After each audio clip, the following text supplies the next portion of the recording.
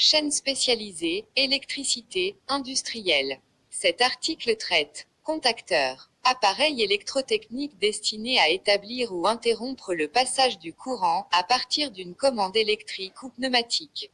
Un contacteur est un appareil électrotechnique destiné à établir ou interrompre le passage du courant à partir d'une commande à distance, électrique ou pneumatique. Symbole électrique d'un contacteur tripolaire, à gauche la bobine, au centre les contacts de puissance, à droite un contact auxiliaire. Utilisation. Il a la même fonction qu'un relais électromécanique, sauf que ces contacts sont prévus pour supporter un courant beaucoup plus important. Les contacteurs sont utilisés afin d'alimenter des moteurs industriels de petite, moyenne et grande puissance. Ils possèdent un pouvoir de coupure important. Ils sont aussi utilisés en milieu domestique pour alimenter des appareils électriques comme le chauffage ou le chauffe-eau car les organes de commande, thermostat, interrupteurs horaires et autres contacts de commande risqueraient d'être rapidement détériorés par un courant trop important. On en trouve aussi dans certains véhicules comme le contacteur, interrupteur d'allumer la lumière éclairant le coffre quand on en ouvre le capot à partir d'un certain angle, 6, parfois remplacé par un contacteur à billes. Des contacteurs au mercure sont également utilisés dans de nombreux appareils domestiques. Selon leur utilisation, ils peuvent être unipolaires, bipolaires, tripolaires ou encore tétrapolaires, c'est-à-dire qu'ils possèdent de 1 à 4 contacts de puissance. Sur les contacteurs de puissance élevée, les bobines de commande sont souvent interchangeables, permettant de commander le contacteur avec différentes tensions, 24 V, 48 V, 110 V, 230 V, 400 V. Cette tension peut être continue comme alternative. Les contacteurs tripolaires comportent la plupart du temps un contact auxiliaire, tandis que les contacteurs tétrapolaires n'en ont en général pas, la place du contact auxiliaire étant occupée par le quatrième contact.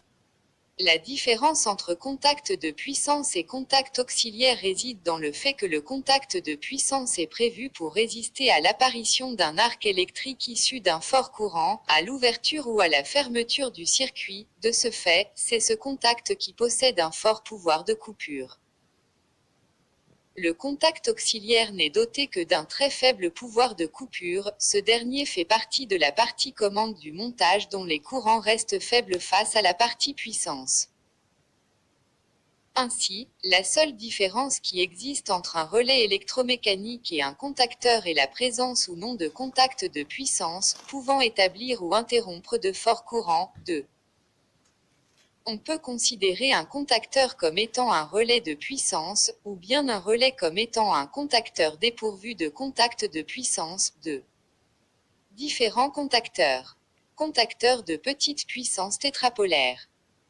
Contacteur très forte puissance de technologie assez ancienne.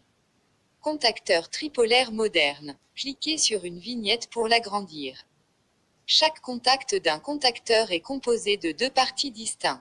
Une partie fixe appelée armature fixe. Une partie mobile appelée armature mobile.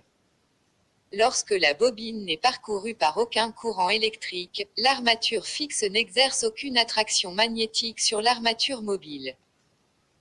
Celle-ci est maintenue éloignée de l'armature fixe par un ou plusieurs ressorts, le circuit magnétique est alors ouvert.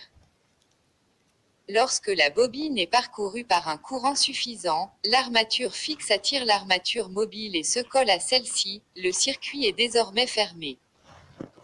L'armature mobile du circuit est solidaire des contacts du contacteur. Les mouvements de l'armature mobile entraînent donc l'ouverture et la fermeture des contacts.